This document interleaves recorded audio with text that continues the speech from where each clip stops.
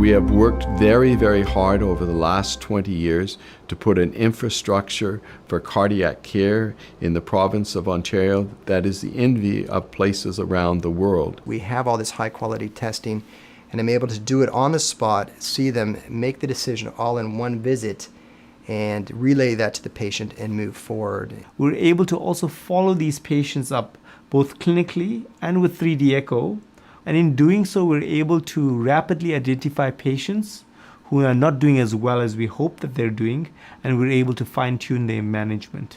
And we've done an excellent job, the statistics will bear this out, in keeping people with heart failure out of hospitals. The readmission rate for patients who were admitted with heart failure and then discharged has dropped dramatically, and I think that's because we can provide much better outpatient care because we have access to testing and we can adjust their medications to make sure that they don't get readmitted to hospital. Each time a physician does a test, it's usually to answer a question.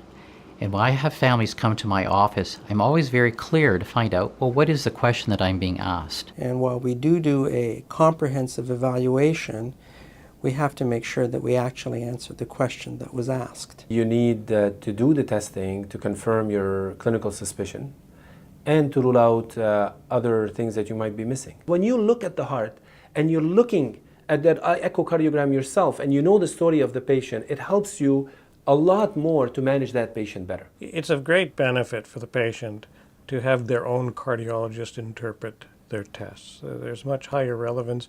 I know exactly what my patient's heart is doing, what my patient's valve is doing. Sometimes you have to be in the room when the patient is running a stress test to actually gauge their performance and see what their limitation is in terms of chest pain or shortness of breath and what their effort is.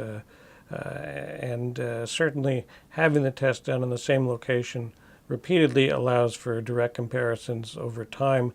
You can maintain a certain standard in terms of the quality and the technicians so that the tests are directly comparable.